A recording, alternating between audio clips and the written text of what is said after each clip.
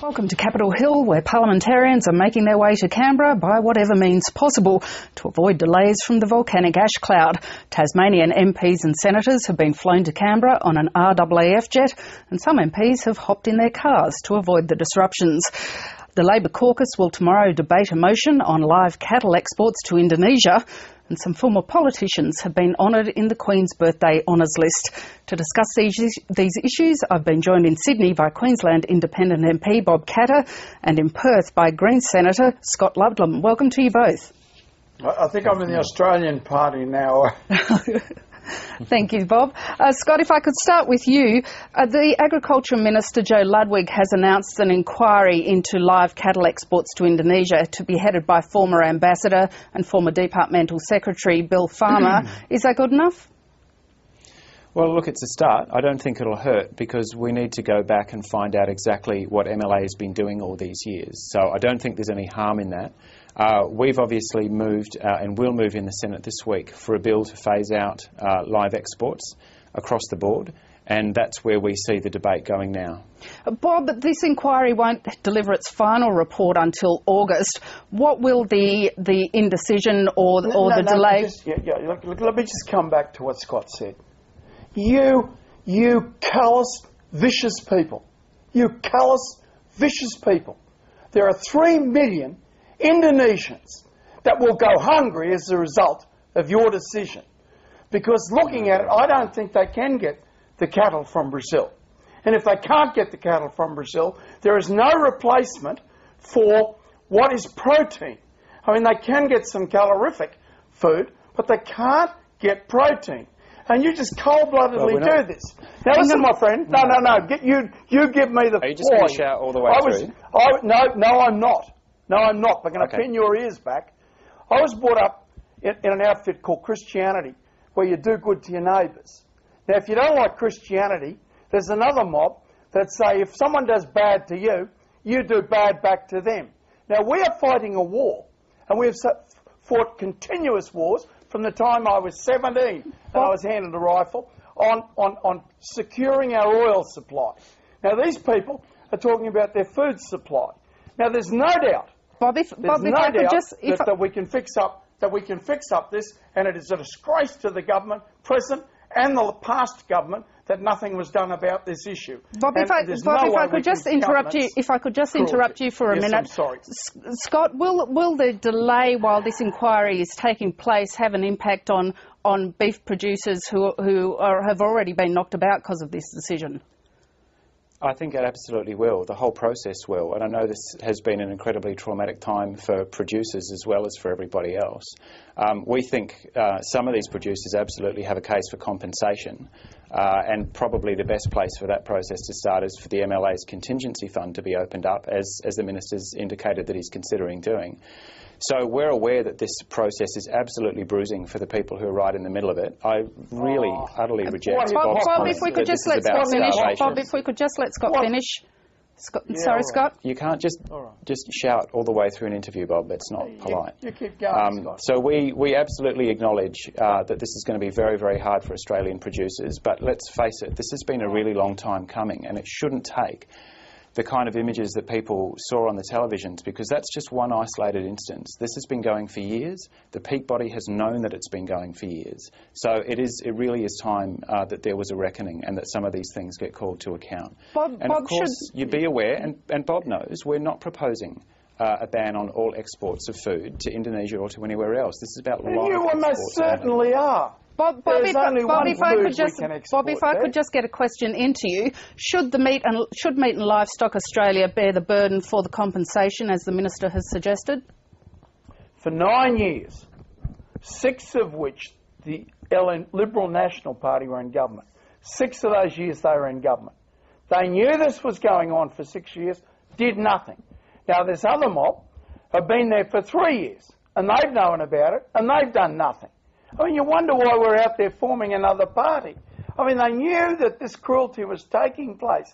I mean, all my initial calls were from cattlemen. I mean, cattle in the cattle industry because they love cattle. Should Meat and Livestock Australia not bear the burden for the compensation? Should it be the government? Never mind about compensation. What are we going to do in this country? We'll have no industry left. You're going to close down the only industry we've got left in northern Australia. The northern third of this country has enough water and enough, 3% of its land can support 100 million people. And we're doing nothing with it. And this fellow is saying what little we're doing with it, he's now going to close down. So our frontiersmen, the best people we have in this country, are going to be completely destroyed. Why? Because an incompetent government, and an incompetent government before it, and an incompetent MLA were left out there, and right at this very moment, as far as I can make out, they're not doing one single thing. There is not one single knocking gun on its way to Indonesia. There is not one single branding cradle with a spring on it going to Indonesia. Not one single thing have they done except to take it out on our poor old beef producers. Our poor old beef producers. I mean, go into their homes. If you think they're rich people, go into their homes up there, living on our frontiers. And I might add, about a quarter of them, maybe half of them, are of Aboriginal descent. So, you know, they've copped it in the past and they're going to cop it again now. Scott, do you think there's any way that the live cattle export to Indonesia can be made acceptable to the Greens? It's not just about what's acceptable to the Greens. I've had more email in the last fortnight on this issue than everything else combined. This is about what's acceptable to our entire community. And the short answer is no. I think it's interesting that Bob hasn't addressed the one issue of the fact that we're not just exporting live animals for slaughter. We've exported all our jobs to places like Indonesia and the Middle East. Because they're low-wage countries, and we've got abandoned and closed slaughterhouses across the top end of Australia, and in the southwest, indeed, in the instance of the live sheep trade, that have been closed because the industry found it cheaper to export live animals and close the slaughterhouses here. So if we're going to be talking about restructuring and looking after people's jobs, I think we need to take it a step back and take a look at how the industry's found it convenient on account of low labour costs in the countries where we export to, that effectively we've been exporting the jobs as well. I think that's where we need to start. Bob, would you like to see abattoirs reopened across northern Australia? This bloke is going to wipe out, 20% of the Australian beef industry, and he's preaching to us about jobs. Now, I'll tell you, by the time you've paid to get a beast from North Queensland, it's worth maybe $700. You've got to pay $150 to $170 to take it from North Queensland down to a meatworks. You say put the meatworks in North Queensland, right? Sounds a good argument. How is an Indonesian going to buy a beast processed in Australia? I mean, a beast processed in Australia into leather and into food and into fertiliser, a beast processed out is $8,000. A beast processed out in Indonesia is under $1,000. So you're just going to wipe this market out. But you don't care about those people going hungry. You don't care about these people. You're going to give them compensation. What, to take their jobs, their livelihood, 5 generations of hard work and settlement and pioneering? Well, what's your proposal, Bob? What's your proposal? Just listen to me. Right? Let's hear it. You're going to take their rather than just shrieking. Tell us all about it. What's your proposal? No, you're interrupting. Linda, am I going to get my say, or is this bloke going to be allowed to interrupt me? Well, Bob, I think he doesn't like what I'm saying. I've been pretty patient like what so I'm far, saying. No, I'm going to talk now, and you can talk over the top of me if you like. Let me say that they can't afford to buy these cattle. We can't afford to send that beef 2,500 kilometres. They're the ones crying about the CO2. That has to travel 2,500 kilometres to be processed, and then it has to travel 2,500 kilometres north. 5,000 kilometres round trip on trucks, right? When a simple 80 knocking guns or 80 branding cradles can go up there.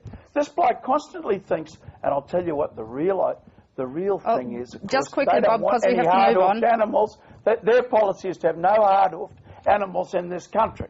And they're going to close manufacturing with the carbon tax. They're going to close this industry. Bob, I'm sorry. What industry will you leave in Australia? Bob, I'm sorry. What industry will you leave? If we could move on, just one other issue today. Some former politicians have been given honours in the Queen's Birthday Honours List. Scott Ludlam, some of those were for the work that politicians did in Parliament. Should politicians get honours for doing their job? I think if they've done it especially well, I don't have any problem with that at all. I know there's a lot of cynicism about the work that MPs do, but take, for example, Natasha Stott-Despoja. I genuinely don't begrudge that. In and out of Parliament, I think there's a real service to the country there, and I don't begrudge that at all. Bob, do you think that that former politicians should be given honours if they're being given honours for their service to the Parliament? I'm very proud to say that my family, who have been in public life in Australia for about 130 years on my father's side, we've never asked for an award, and believe me, everyone who gets an award has somehow or other asked for it, and I don't deny them that. But I'm very proud that we never sought that and would have thought it was inappropriate. My family, speaking for myself, we would have thought it was inappropriate, but I don't mean to cast dispersions upon other people for going down that pathway. Other people may get a big kick out of that sort of thing. Maybe we just don't appreciate or want that or need it, I suppose. But I think, we're very handsomely rewarded for our efforts in these sort of jobs, and I would have thought that was enough. If you're in a cabinet, you get called an honourable. How many titles do people want? If we could finish with a couple of quick issues. How many do they need? If we could finish with a couple of quick issues for you both. Scott Ludlam, some MPs have had to hop on RAAF jets to get to Canberra, or one RAAF jet from Tasmania to get to Canberra. You've got to come from Perth. Are you confident you'll be able to make it to Parliament? Oh, I hope I can get there. I'd hate to miss, it's the last sitting of the class of 2007 before the new Senate turns over, so I'll be a bit grumpy if I'm left on the tarmac. How much of a change do you think that change in the Senate at the end of this 2-week sitting will make for the Greens? Because, of course, you get the balance of power in your own right. Yeah, well, look, I'm really looking forward to being joined by the new colleagues, and they've just had an 8-month wait. Adam had to get straight to work representing Melbourne, but the new Green senators elective have been waiting and studying and getting ready to go. I'm really looking forward to having an expanded team in there. And Bob, as you mentioned at the beginning, you've formed a new party, the Australian Party. Have you enough members for it to be registered yet? Well, I don't think there's many problems with any of those things. We've had 70,000 hits on our website in 5 days. 70,000 hits on our website. But I'd like to be home with my own people.